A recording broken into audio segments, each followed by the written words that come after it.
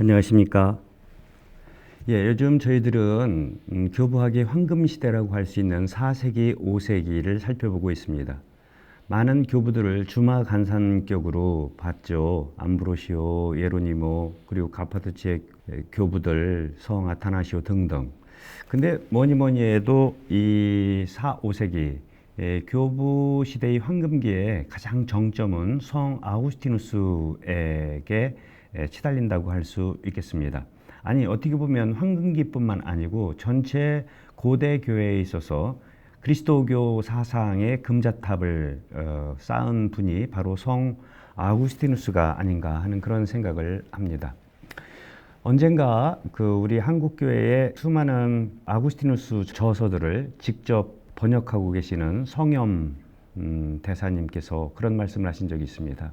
그리스도교는 예수 그리스도라는 주봉을 두고 구약 저편, 신약 이편에 수많은 준봉들이 그 주봉을 떠받치고 있는 산맥과 같다라고 이야기를 했습니다.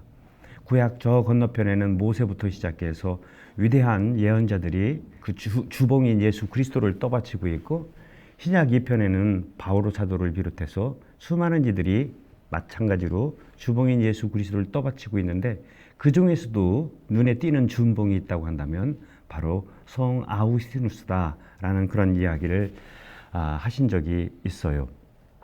이런 비슷한 아우구스티누스에 대한 평가는 여러분들에게서 이제 찾아볼 수 있는데, 그 중에 현대 교부학의 교과서에 어떻게 보면은 가장 근본이 되는 출발점이라고 하시는 알타너라는 분이 계신데, 알타너는 아구스티누스를 이렇게 평가하고 있습니다. 제가 조금 읽어볼게요. 위대한 주교 아구스티누스는 테르툴리아누스의 창조적 정열, 오리게네스의 영적 풍부함, 치프리아누스의 교회적 의식, 아리스토텔레스의 예리한 논리를 플라톤의 높은 이상주의와 사변에 결합시킨 분이다. 그리고 라틴인의 실용적 감각을 그리스도인의 영적 유연성에 일치시켰다. 그는 교부 시대의 가장 위대한 철학가이며 전 교회의 가장 중요하고 영향력 있는 신학자이다. 그의 저서들은 동시대뿐만 아니라 오늘까지 계속해서 독자들에게 열광적으로 읽혀지고 있다.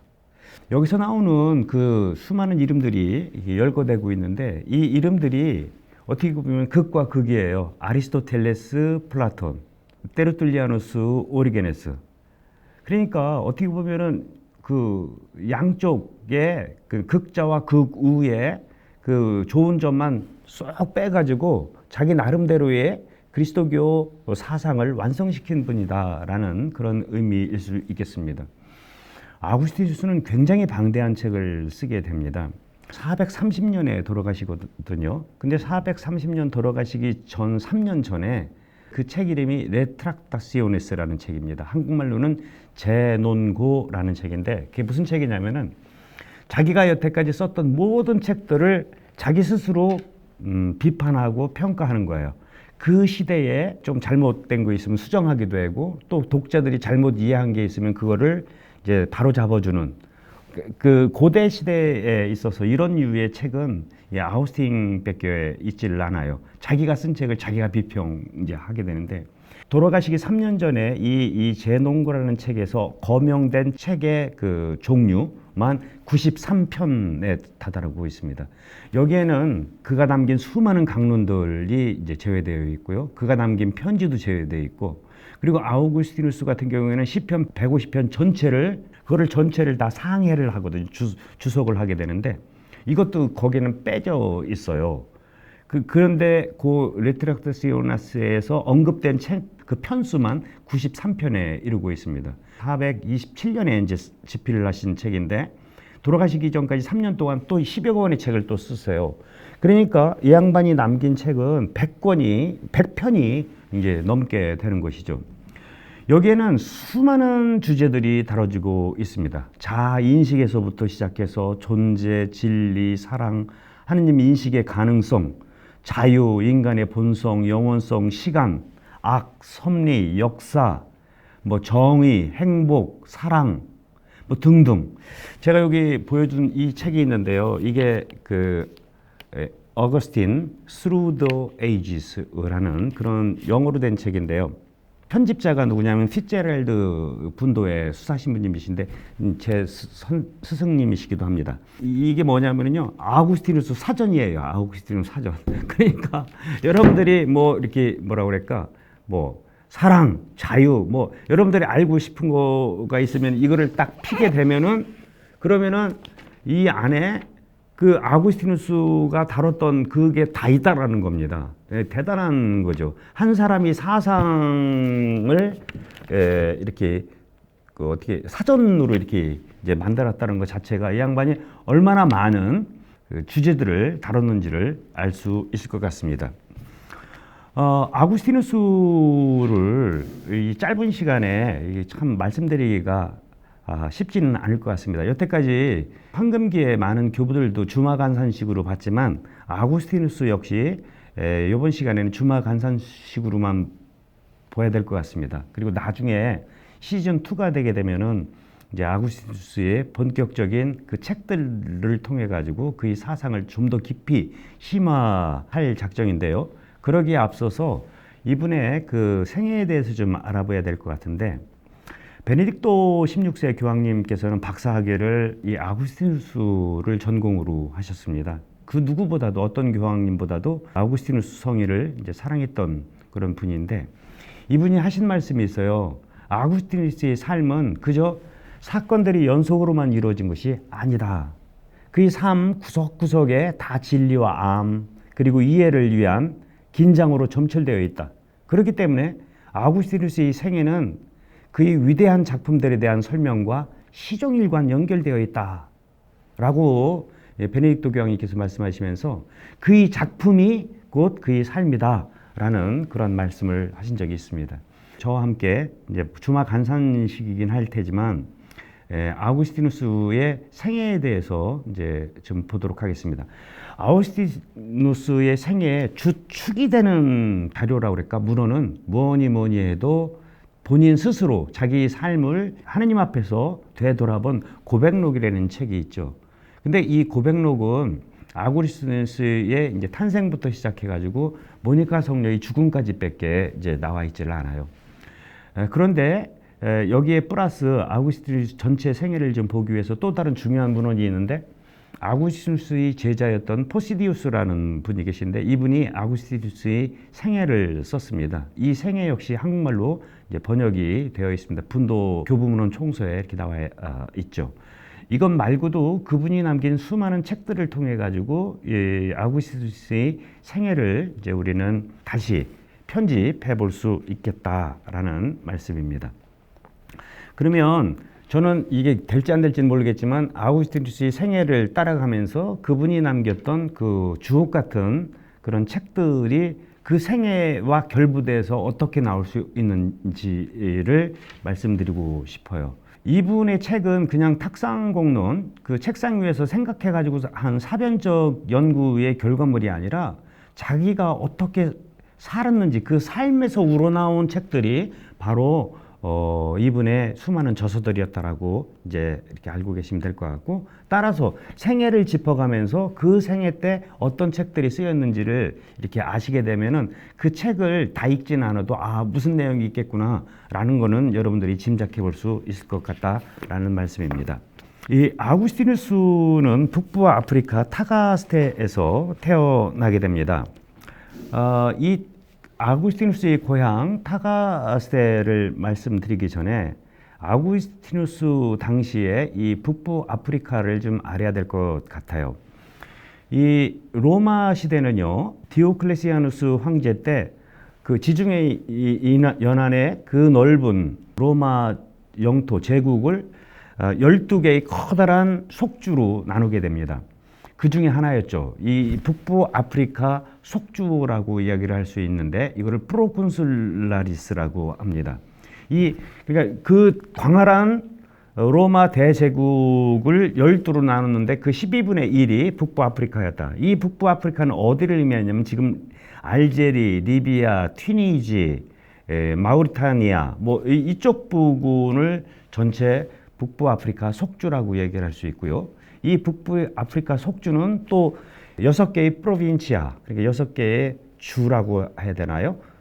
또 다른 주로 이렇게 나누고 있고, 이 북부 아프리카 속주의 수도는 이제 카르타고라는 동네였습니다. 여러분들 카르타고 하면은 기억나시는 인물이 있죠? 누구예요? 한니발이죠. 이제 이런 북부 아프리카라는 그런 지리를 이제 머릿속에 두시고 한번 생각을 해 보실 필요가 있겠습니다. 아우구스티누스는 이 북부 아프리카 속주의 타가스테라는 조그만 동네에 태어납니다. 지금으로 치면 알제리의 스쿠아라스라는 동네이고요. 여기에서 354년 11월 13일에 탄생하게 됩니다. 가족으로는 어머니 모니카가 있죠. 모니카는 여러분들 잘 아시다시피 이제 성녀죠. 그리스도교 가정에서 태어나고요. 아버지는 파트리키우스라고 합니다. 아버지 직업은 라틴말로는 꾸리알리스인데요. 한국말로는 참 번역하기가 만만치가 않은데 뭐 지방 의회 의원 혹은 뭐 공무원, 하급 공무원 정도로 이렇게 생각하시면 될 것 같습니다. 중산층 가정이었고요. 이 사람들은 아프리카이긴 하지만 이렇게 완전 흑인, 새카만 흑인이 아니고요. 페니키아인 혈통을 지니고 있습니다. 그래서 누구라고 하면 좋을까? 여러분들 그 축구 좋아하면은 지단이나 뭐 앙리 뭐 이런 사람들이죠. 백인도 아니고 흑인도 아닌 까무잡잡한 이제 그런 혈통을 아프리카 순혈통을 지니고 있는 가정에서 태어나게 됩니다. 모니카와 파트리키우스 사이에는 이남 일녀를 두고 있고 장남이 이제 아구스티누스고요. 그리고 이제 동생, 남동생, 여동생 하나를 두고 있는데 남동생은 나비기우스라는 이름을 지니고 있고 딸은 이름은 잘 안 나오는데 그 편지 중에 페르페투아에게 보낸 편지가 있는데 마치 교회의 전통은 그 페르페투아가 이제 그 여동생의 이름이 아니겠는가 이제 그렇게 이제 짐작할 뿐입니다. 확실히 그 여동생의 이름은 정확치는 않지만 일반적으로는 그냥 페르페투아라고 이렇게 생각을 하고 있습니다. 어머니는 뭐 말할 것도 없이 정말로 그 타가스테의 북부 아프리카의 신사임당과 같은 그런 인물이었다고 합니다. 반면 아버지는 돌아가실 때 이제 영세를 받기는 하지만 아우스팅 이야기로는 아주 다혈질적인 그런 분이었던 것 같고 또 아우스팅 이야기 자기 아버지에 대해서 이제 하는데 침상의 부정을 저질렀다, 잠자리의 부정을 저질렀다라고 이제 이야기를 하고 있습니다. 이 고대라는 걸 좀 생각해야죠. 옛날에는 뭐 첩살이 뭐 이런 것도 많았는데 아우스팅이 고백록을 보게 되면 그런 얘기가 있어요.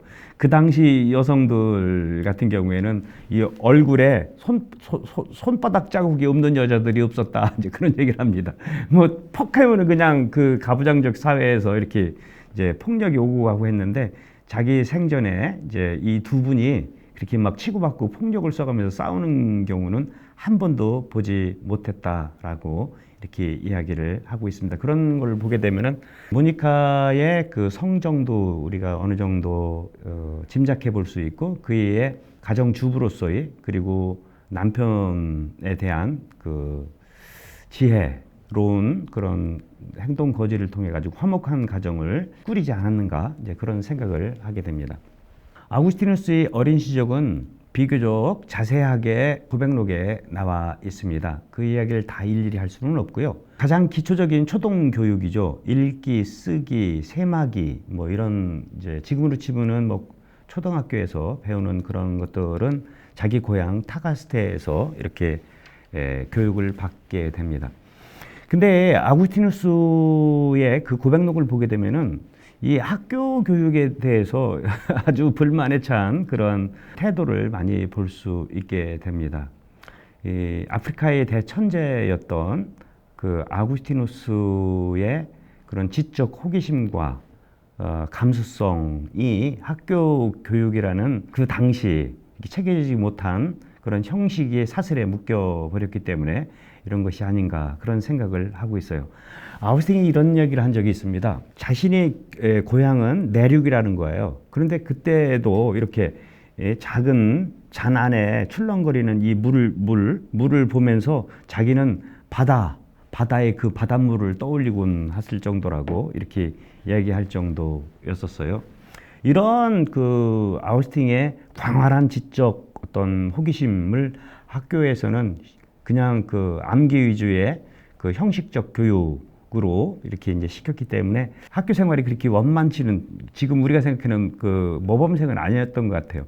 그렇지만 이제 타고난 지적 능력에 의해서 학업 성취도에 있어서는 뛰어났다라고 본인 스스로도 이렇게 이야기를 하고 있습니다. 7세부터 11세까지 초등교육을 마치고요. 그 다음 이제 중등교육, 지금 우리로 치면은 이제 중학교, 고등학교 이제 교육을 이제 받아야 될 텐데, 이 타가스테에는 중등교육기관이 없었어요. 그래서 인근 마다우라라는 도시로 이제 나아가서 공부를 하게 됩니다. 여기에서는 주로 고전 문헌의 가르침에 비춘 문법을 배우게 되죠. 그 문법을 그냥 뭐 이렇게 이제 초등교육 때 읽기 정도가 아니라 고전 문헌, 주로 호메로스라든지 당대의 키케로라든지 대문호들의 그런 글들을 혹은 그들이 가르침에 비추어서 언어적 기교, 시적 기교를 배우는 그런 인문 교육을 이제 받게 됩니다. 물론 여기에서도 이제 외국어도 배우죠. 그리스어도 이제 배우게 되는데, 아우구스티누스는 그리스어가 그렇게 쉽지가 않았나 봐요. 그리고 아우구스티누스 많이 맞았대요. 학교 가면. 저도 뭐 중고등학교 다닐 때 좀 선생님들이 많이 체벌도 가긴 했지만, 이때도 뭐 지금으로부터 1600년 전이니까 더 했겠죠. 학교에서 선생님한테 얻어 맞고 집에 와서 찔찔 짜면은 더 혼나는 거예요. 엄마한테 혼나고 아버지한테 혼나고. 하여튼 그런 시대에 이제 살면서 어른들의 그 폭력에 대해서 이렇게 불평하는 아우구스틴의 이야기를 들을 수 있게 됩니다. 근데 이때도 아우구스티누스는 자기가 배우는 게 뭐냐에 대해서 끊임없는 질문을 했어요. 예를 들어 가지고 그希腊 신화나 또 로마의 고사에 나오는 그 인물들이 과연 내 삶에 어떤 영향을 미치느냐, 이거를 단순히 그냥 말하는 기교를 배우는 게 진짜로 학문인가, 이런 생각을 중학교 때, 고등학교 때 하면서 그 생활을 했다고 합니다. 아우구스티누스는 끝까지 그리스어를 잘 하지를 못했어요. 그 유명한 얘기가 있습니다. 학교에 가면 얻어 맞을까봐 가기 전에 기도를 했대요. 이 아우구스티누스는요, 그 모니카의 젖 안에 있는 예수 그리스도를 빨아먹고 살았던 사람입니다.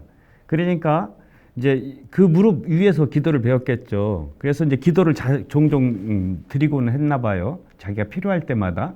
예컨대 내일 학교 가야 되는데 수업 시간에 안 맞게 해주세요, 기도를 했다는 거죠. 근데 희한하게도 기도한 다음 날 가면 더 맞았대네.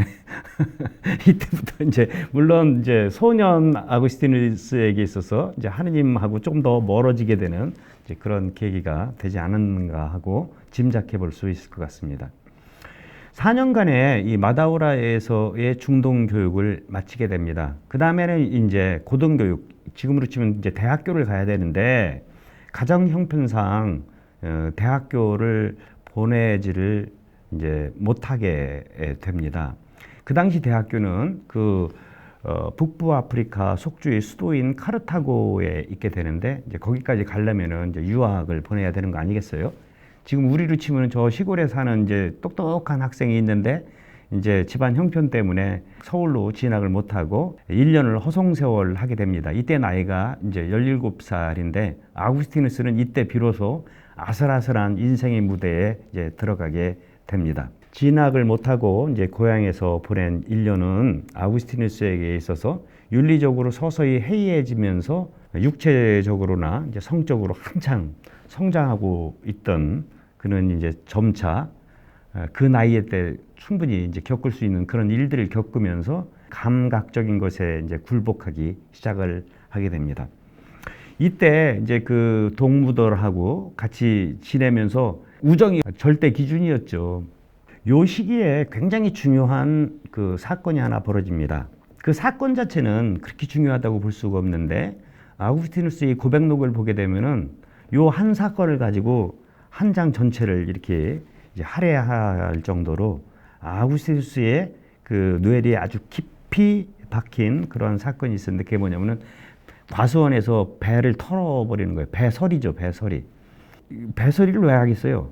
배를 먹고 싶어서 배설이를 하던가 아니면 뭐 그거를 서리해가지고 팔아가지고 그 돈으로 뭐를 하기 위해서 할 텐데 이때 배설이를 한 것은 아무런 이유가 없다라는 겁니다. 그러니까 아우스팅이 나중에 이거를 이제 회고하게 돼요. 단순히 죄를 저지른 쾌감 때문에 이걸 했다라는 겁니다. 그러니까 예를 들어서 어떤 강도가 강도짓을 하게 되면은 그 돈을 빼앗아서 뭔가 선을 위해서 그 강도짓 자체는 악한 것이지만 그 강도짓을 통해서 얻은 결과물로 사용되는 것은 선한 일이잖아요. 그거 자체만 놓고 볼 때는. 근데 이 과수원의 배설이는 아무런 의미가 없었다라는 거예요. 배설이 자체도 나쁜 것이지만 배설이 하고 나서 그 배를 먹은 것도 아니고 파는 것도 아니고 그냥 버리는 거예요. 근데 묘하게도 그냥 자기 안에 어떤 쾌감이 온다라는 거예요.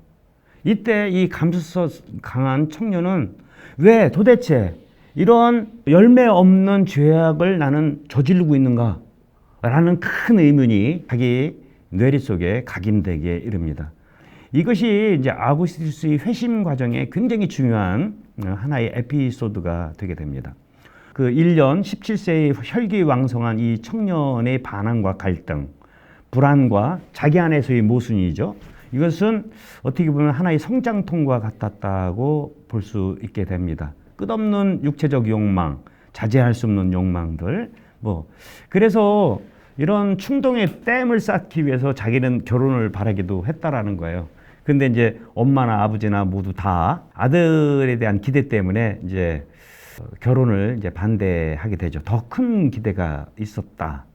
이제 당연히 그 당시 아직 세리를 받지 않은 아빠의 기대는 이 세상적인 출세죠. 결혼이 자칫 그거에 대해서 방해할세라 반대했던 거고, 엄마 모니카는 글쎄 모르겠습니다. 더 큰 하나님 안에서의 기대가 있었는지 모르겠지만 어쨌거나 이러한 육신의 그 파도를 막는 방어막으로서의 결혼은 반대했다라고 이야기를 하고 있습니다.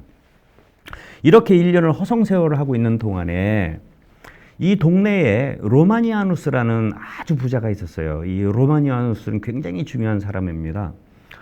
아버지의 친구이기도 했는데요. 그리고 동시에 나중에 성인이 된 아구스티누스의 친구이자 벗이 되기도 하는데, 이 사람은 자기 동네에 아주 이렇게 뛰어난 천재가 있었는데 시골에서 이렇게 썩혀지는 게 아까웠죠. 그래서 이제 장학금 후원을 해줍니다. 일종의 향토 장학금이라고 할까요? 자기 동네에도 유명한 사람들이 좀 나와서 이제 타가스테가 이제 유명해지고 또 덕도 보려고 했는지 어쩌는지 모르겠지만, 이 로마니아누스라는 사람의 호의를 받고 이제 371년 18살, 17살 나이에 이제 카르타고라는 북부 아프리카의 수도에 유학을 떠나게 되죠. 지금으로 치면 이제 대학 교육을 받으러 가게 됩니다. 새로운 세계로 향하는 이제 문이 열렸던 거예요. 근데 이 촌놈 아구스티누스에 비친 카르타고는 너무나 많은 유혹거리들이 있었죠. 흐느적거리는 도시의 유혹은 그의 정신을 한없이 혼란시키기에 다함이 없었죠. 뿐만 아니고 그 청년 아구스티누스의 윤리적 저항력을 무력화시키기에 아주 충분한 그러한 도시가 바로 카르타고였었다고 할 수 있겠습니다. 새로운 것과 금지된 것이 지닌 그 매력, 이 매력을 아구스티누스는 고백록에서 불순한 사랑이 이글거리는 불꽃이었다, 이렇게 얘기를 하고 있어요. 사랑은 아구스티누스에게서 굉장히 키워드예요. 근데 이 사랑도 불순할 수가 있다는 거예요. 불순한 사랑에 그 이글거리는 화염 속에 자신의 몸이 완전히 휩싸였다라고 이렇게 이야기를 하고 있습니다. 따라서 하라는 공부는 안 하고, 아구스티누스는요 별로 공부 안 하고도 늘 좋은 성적을 유지했던 것 같아요. 그래서 이제 그 당시에 그 자극적인 그 연극들에 이제 일찌감치 이제 빠져들고, 그리고 이제 수많은 육체적 욕망에 이리 끌리고 저리 끌리는 자기 자신을 보게 됩니다. 심지어는 성당 아래서까지도 이제 그런 욕망에 휩싸인 자기 자신을 발견했노라고 하는 그런 고백록의 고백을 볼 수 있게 됩니다. 그러던 중 18세에 한 여인을 만나게 됩니다. 이름 모를 이 여인. 이 여인과 정식 결혼은 아니죠. 이 정식 결혼은 마트리모니움이라고 로마의 법 체계 안에서 하는 이제 남녀 사이의 결혼이죠. 여기는 같은 신분끼리만 가능했어요. 근데 아마도 이 여인은 아우구스티누스 같은 자유인 신분이 아니었는지 어쩌는지 정식 결혼을 하지 않고 동거를 하게 됩니다. 이것을 이제 꿍꾸피나투스라고 합니다. 이 여인에게서 아우구스티누스는 이제 감성적인 도피처와 이제 육체적인 만족을 찾게 됩니다. 이 여인과 14년간 뜨거운 정신적, 육체적 사랑을 하게 되고 자기 나이 18살 때 372년에 이제 아들을 낳게 됩니다. 그 아들 이름은 알려져 있지가 않고요. 나중에 아우구스티누스가 고백록 말미에 자기 아들 이름을 아데오다투스라고 이야기를 하고 있는데, 아데오다투스라는 이름은 하느님께서 주신 선물이다라는 뜻이에요. 아우구스티누스가 아데오다투스를 낳은 나이에 죽어요. 그러니까 사제 소품 받기 전에 이제 죽게 되는데, 하여튼 이름은 아데오다투스라고 이렇게 자기 스스로는 불렀는데 그게 원래 이름인지 아니면 가명으로 그냥 이렇게 한 건지는 잘 모르겠습니다. 딱 한 번 고백록에 나와요. 이제 그 아들까지 낳게 되면서 이제 막 그 요동치던 그 육정 혹은 감정의 폭들이 이제 이 캄다운 되게 되면서 면하게 정진하게 됩니다. 그러니까 처음에 카르타고에 갔던 그런 한 5cm는 붕 뜬 그런 것들이 이제 가라앉고 공부를 이제 더 열심히 하게 되죠. 이 당시 그 아우구스티누스가 했던 공부 과목을 이렇게 렉토리카라고 하는데 한국말로는 수사학이라고 이야기를 할 수 있겠습니다. 말 잘하는 학문이죠.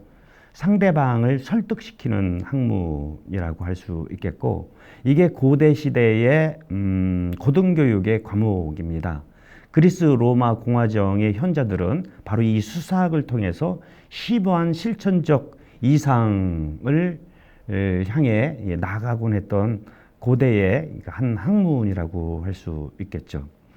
근데 이것이 이제 아우구스티누스 시대에는 세속적인 웅변술이나 처세를 위한 어떤 방편으로 이렇게 전락되게 됩니다. 그래서 아우구스틴은 계속해서 이 수사학에 대해서 못마땅하게 생각을 해요. 기교로 세련된 말장난으로 이제 변질된 학문이다라고 생각을 하고 있었죠. 그러니까 겉 포장만 잘 쌀 뿐이지 그 안에 있는 그 알맹이는 공허한 학문이 아닌가 그런 생각을 했죠. 사실 수사학을 졸업하고 나면은 보통 변호사, 왜냐하면 법정에서 상대방을 설득시켜야 되니까 변호사가 법조인이 되던가 아니면 공무원이 돼가지고 정권의 나팔수가 되는 것이죠. 그 화려한 말재주로 포장해가지고 황제를 친송한다든지 뭐 이제 이런 일 주로 이제 하기 위한 그런 말 기술을 이제 배우는 학문이 수사학이었고, 아우구스티누스가 일생일대에 굉장히 중요한 만남을 하게 됩니다. 한 책과의 만남이었었어요. 그 책 이름은 호르텐시우스라는 책입니다. 책 이름이 호르텐시우스고 이 호르텐시우스는 사람 이름이에요. 이 호르텐시우스를 쓴 사람은 로마의 대사상가고 문장가였던 키케로라는 사람인데, 아쉽게도 이 책은 남아있지를 않아요. 그렇지만 아우구스티누스가 여기저기에서 이 호르텐시우스를 인용하고 또 그거에 대해서 이야기를 하거든요. 그거를 이제 종합해 본 결과 일종의 철학 입문서 혹은 철학 청서라고 이야기를 할 수 있을 것 같아요. 그러니까 키케로는 무엇을 이야기하냐면은 이 철학에 대한 권고죠. 필로소피아잖아요. 필로소피아. 필로스 하면 이게 사랑한다라는 뜻이에요. 그리고 소피아 하면 지혜죠. 철학은 지혜에 대한 사랑인 거예요. 수사학은 지혜 구모고 상관없이 포장만 잘 그럴듯하게 하는 거였는데, 아우구스티누스는 이 키케로의 철학에 대한 사랑이라는 거, 진리에 대한 사랑이라는 것을 이 호르텐시우스라는 책을 읽으면서 깨닫게 되는 거예요. 그러면서 이제 자기 인생의 좌표가 생기게 되는 겁니다. 여태까지는 그냥 아무런 것도 없이 학교에서 가르치는 거 가르치고 왠지 그냥 자기는 불만이 많았던 거예요. 왜? 그 안에는 진리라는 그 핵심 고갱이가 빠져있기 때문에 그런 것이죠. 근데 호르텐시우스라는 책을 읽으면서 내가 학문을 하는 이유는 바로 이 진리를 찾기 위해서 하는 거구나 라는 것을 깨닫게 되는 거예요. 그러면서 그래, 내 인생의 목표가 생겨졌다. 그 진리, 이 호르텐시우스는 그런 얘기를 해요. 뭐냐면은 인간이 누구나 다 참 행복을 위해서 살아가고 있는데 이 참 행복의 가장 기본적인 토대는 진리를 소유하는 것이다 라는 거예요. 그 진리를 소유할 뿐만 아니라 진리에 대한 전폭적인 헌신과 투신, 이것을 뭐라 그래? 이 사랑이죠. 이거를 내가 이제 해야겠다라고 하면서 그야말로 아우구스티누스의 혼을 불살라 놓아서 그의 모든 그 아펙투스라고 하는데요, 라틴 말로 그 애정을 완전히 진리로 이제 쏠리게 하는 아주 결정적인 사건이 바로 이 호르텐시우스라는 책입니다. 이게 읽은 지가 19살이에요. 그러면서 이제 진리에 대한 긴 모험이 시작된 거예요. 그 진리, 진리라는 과연 무엇이냐 이거죠. 그리고 진리를 어떻게 하면 찾을 수 있겠느냐. 그리고 찾아서 그 진리를 어떻게 소유하고 진리와 사랑을 나눌 것이냐. 이게 이제 아구스티누스의 인생의 목표가 된 거예요. 그 진리는 수사관은 없는 거예요. 그러다 보니까 자기 엄마가 맨날 얘기했던 하느님 말씀, 하느님은 진리이시니까, 그러니까 가장 먼저 도움 없이 볼 수 있는 그 정보는 다름 아닌 성경책이었죠. 근데 이게 웬일이에요? 성경을 딱 보니까 이게 일단은 겉 표지를 딱 펴보니까 처음부터 실망을 하게 되는 거예요. 왜? 성경에는 키케로의 품위가 없어요. 그 아름다운 수사학적 라임이, 운율이 사라져 있는 그런 문체라고는 눈 씻고 찾아볼래야 찾아볼 수가 없는 거예요. 제가 좀 희란 말을 좀 하거든요. 여러분들 그 마르코 복음 같은 경우 이렇게 읽어보게 되면은 문학적으로만 접근해 보게 되면 마르코 복음 같은 경우에는 그냥 그림 일기 수준이에요. 아우구스티누스 같이 최첨단의 수사학을 구사하던 사람들의 그 시각에서는 더군다나 그냥 조잡하게 구약 성경이 번역된 그 베투스 라테나라고 했어요. 불가타 이전에 예로니모가 한 그 불가타 성경 이전에 오래된 라틴말 버전이죠. 70인역을 그대로 번역한 건데 여기에는 문장이 주는 그 화려함이 거진 없다고 봐야 되죠. 그것뿐만이 아니죠. 성경 안에 있는 수많은 논리적 결함들, 논의 전개 과정의 그 무질서, 이 기승전결, 이게 없는 거예요. 수사학적 규칙이 뭐 찾아볼래, 눈 씻고 찾아볼래 찾아볼 수도 없고. 근데 이게 무슨 하느님 말씀이냐 이거죠, 이게. 그러니까 이거를 그냥 집어치웁니다. 그러던 차에 이제 새로운 돌파구를 이제 찾게 되죠. 그게 뭐냐면은 그 당시 북부 아프리카까지도 침투해 들어온 새로운 사조였었어요. 그 사조는 뭐냐면은 마니교라는 이제 이단이라고 얘기를 할 수 있겠습니다. 마니교는 마니에 의해서 창설되죠. 마니는 216년경 바빌로니아에서 태어나고요. 원래 출신은 엘카사이파라고 그 유다이즘의 한 분파라고 보면 됩니다. 거기에 만족하지 못하고 자기 말로는 이제 저 하늘로부터 천사로부터 2번의 계시를 이제 받게 되면서 자기 그 계시받은 진리를 이제 세상에 퍼치라는 사명을 받게 되죠.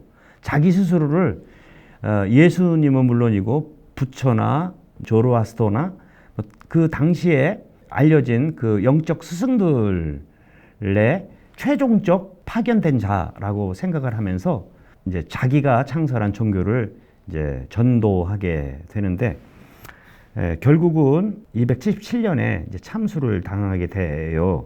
근데 마니의 죽음으로 마니교가 끝나는 것이 아니라 이 마니교의 그 이원론적 세계관과 윤리관은 많은 사람들에게 매력을 이제 끼쳤던 것 같아요.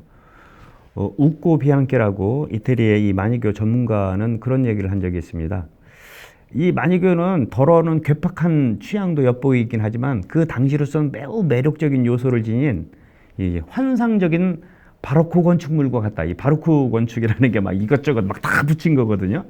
마니교는 일종의 종교 혼합주의라고 얘기할 수 있을 것 같습니다. 유대교로부터 조로아스터교로부터 심지어는 불교로부터 또 그 밖에 당시에 있었던 여러 영지주의들로부터 이제 좋은 거는 다 이제 껴 맞춰 가지고 이제 한 일종의 신흥 종교라고 할 수 있는데, 크게 교부학에서는 마니교는 일종의 영지주의의 모습을 띠고 있다, 이제 이렇게 이야기를 하고 있게 되는데, 이 영지주의나 마니교 모두 구원은 이 그노시스, 암 혹은 깨달음으로부터 시작된다라는 거예요. 그래서 학문을 표방한 것 같죠. 굉장히 이성적으로 이 세상의 인간들의 근본적인 실존에 대해서 답을 해주는 거예요. 이 세상은 빛과 어둠이라는 커다란 두 실체에 의해서 움직이고 있다라고 이야기를 하게 됩니다. 이 얘기를 왜 했냐면요, 아구스티누스는 그 배설이 때부터 가장 큰 자기 안에 의문이 있었어요. 그게 뭐냐면 그게 운데 말룸이라는 거예요. 라틴 말로. 도대체 이 세상의 악은 어디에서 기원을 하느냐 이거예요. 좋으신 하느님께서 이 세상을 창조했다면 그 결과물인 이 세상에는 모두 다 선함이 가득 차야 될 텐데 왜 이 세상 안에는 악들이 이렇게 막 산재해 있느냐 이거죠. 이 세상뿐이 아니에요. 내 안에서도 왜 악이 있느냐. 그 유명한 바오로 사도의 로마서에서의 그 외침이에요. 뭐냐면은 나는 지금 좋은 거 선을 하고 싶은데 왜 나는 악을 하고 있느냐, 이런 문제인 거예요. 내 안에서의 자기 모순 혹은 분열이라고 이제 얘기를 할 수 있겠죠. 이런 거에 대한 커다란 질문, 이 형이상학적 악에 대한 질문이에요, 이게. 근데 마니교는 이거를 굉장히 쉽게 풀이를 해주는 거예요. 이 세상에는 커다란 두 실체가 있다. 선한 하느님이 이 세상을 만든 것이 아니고 선한 것 하느님은 선한 것만 만들었고 악한 하느님은 악한 것을 만들었다. 빛과 어둠, 이게 아주 대표적인 표상이에요. 이것들이 있다라는 겁니다. 그러면서 이 세상을 설명하는 거예요. 이러면 뭐가 좋아지는 거냐면은 아우스팅 안에서 이 분열이 해결이 되는 거예요. 나는 원래 선한 신의 파편이 진짜 나고 나를 이렇게 그 부조리하게 악으로 이끄는 것은 원래 참 나가 아닌 다른 나가, 가짜 나가 하고 있는 것이다 라고 하는 거예요. 이렇게 되면 어떻게 되는 거냐면 내 윤리에 대한 압박감이 이제 줄어들게 되는 거라고 이야기를 할 수 있겠죠. 그래서 이 마니교는요, 이 성경, 특히 구약 성경 해석을 아주 합리적으로 해요. 그 합리적으로 설명하기 위해서는 어떻게 되냐면은 쓸데없는 거는 다 빼버리는 거예요, 성경에서. 창조, 악의 기원, 율법, 성조들의 여러분들 그 12성조들 얘기 들어보면 막 이상한 것들도 많잖아요. 아버지하고 막 며느리하고 또 막 이런 것도 있고, 뭐 노아 얘기도 그렇고, 하여튼 윤리적 뭐 이런 것들, 그리고 또 예수 그리스도의 육화, 이런 논란이 되는 구절들을 이 원론으로 하면 다 해결이 돼버리는 거예요. 조금 아까도 얘기했지만, 자기가 생각하고 있는 이성의 그 고민들이 제일 첫 번째 맛본 마니교의 그 알미라는 게 일단은 아구스티누스를 끌어당겼죠. 왜? 아구스티누스는 이성적인 사람이었거든요.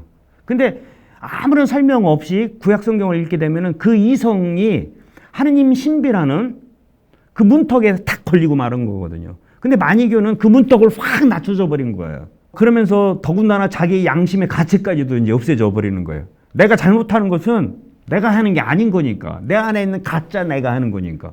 그 가짜 나는 참신이 만들어준 진짜 나와는 상관없는 것이니까. 얼마나 해방입니까, 이게. 더더군다나 이 마니교는 이 모든 신흥 종교들의 특성이죠.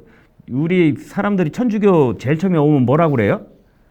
아유, 천주교는 왜 이렇게 쌀쌀맞냐고 그러잖아요. 근데 저 신흥 종교들 가면은 막 가족적인 분위기 아닙니까? 서로 막 도와주고. 이제 이런 분위기에도 집 떠난 카르타고에서 쓸쓸했던 아구스티누스에게 얼마나 큰 정서적 위안이 되었을까라는 것을 생각해 볼 수 있겠습니다. 이 마니교에 아구스티누스는 9년 동안 빠지게 됩니다. 이 천재가 참 기가 막힌 일이죠. 그래도 끝까지 그 핵심부에 들어가지는 않습니다. 마니교를 조금만 더 설명해 보게 되면은, 만유교는 전체 그 만유교 구성원들을 둘로 나눕니다. 하나는 이제 선택된 사람들, 엘렉티. 그러니까 엘렉션 된 거죠. 뽑힌 사람들. 이 사람들은 일종의 성직 수도자들이라고 이제 이해하시면 될 것 같고요. 나머지는 이 선민들에 대한 이야기를 이렇게 듣는 사람들. 그래서 이 사람들 아우디토레스, 이제 듣는 사람들, 뭐 청중이죠. 그러니까 뽑힌 이들과 청중 이렇게 돼 있어요. 근데 아우스틱이 똑똑하니까 그 만유교 사람들은 이 엘렉티가 되도록 너는 엘렉티가 될, 그러니까 뽑힌 이가 될 충분한 자격이 있으니까 빨리빨리 들어. 그러니까 여러분들도 제가 신부니까 이게 똑똑하고 착하고 참한 그런 젊은이들 보면 야, 인마 너 신학교 가라, 신학교 가라. 이런 거랑 비슷한 거예요, 이게. 아주 참하고 열심히 한 그 아가씨 있으면 수녀원 가라, 수녀원 가라랑 비슷한 거죠. 아구스티누스는 거기까지 들어가지는 않아요. 그렇지만 아주 열심히 한 평신도로 살게 되죠. 이 뽑힌 이들도 단계가 있어요. 많은 이들이 뽑힌 이들이 있다고 한다면 그 중에 360명만 이제 사제가 돼요. 그 만이교의 사제죠. 혹은 뭐 수도자. 모르겠습니다. 하여튼 어떻게 표현을 해야 될지. 그 중에 72명이 또 뽑힙니다. 그게 이제 이 만이교는요. 기본적인 그 히어라르키아, 그 제도, 교계를 천주교권을 많이 인용을 해요. 그래서 이제 사제 360명, 그다음에 72명, 여러분 72 장로죠, 로마. 그 모세의 장로 72명의 주교. 그리고 또 72명 중에서도 12명을 뽑아 가지고 이제 디다스칼로스. 그러니까 이제 교사. 그리고 그 중에서 최고 으뜸, 우리는 교황님 정도 될 겁니다. 이 교사들의 군주, 이렇게 이제 이런 체계를 이루고 있어요. 근데 이제 아구스티누스는 이제 끝까지 듣느니 일반 평신도로 이제 머물게 되지만 아주 뛰어난 평신도였죠. 만유교는 아주 뛰어난 상술 또 인맥 이런 걸 통해 가지고 북부 아프리카 이 당시 카르타고를 중심으로 해 가지고 굉장히 많이 이렇게 퍼진 걸로 예상이 됩니다. 아우스팅도 이런 선교에 굉장히 그 선봉했었어요. 아까 얘기했던 그 로마니아누스라는 친구를 포섭해가지고 만이교에 이렇게 빠뜨리기도 이제 하게 됩니다. 한 여인을 알게 되고 또 한 아들을 낳게 되고 호르텐시우스라는 책을 이제 접하게 되고 그러면서 진리의 토신을 하려고 마음을 먹게 되고 그 진리를 찾기 위해서 모험이 이제 시작되는 거예요. 진리를 찾기 위한 이제 탐구의 긴 여정이 시작돼. 첫 번째 길에 딱 그 지독한 이성이 성경을 이제 알아보지 못하고 그 다음에는 자기의 그 여러 가지 의문들을 해결해주는 만이교에 이제 빠지게 되고 공부를 마치게 되면서 자기 고향 타가스테에 다시 이제 돌아가게 됩니다.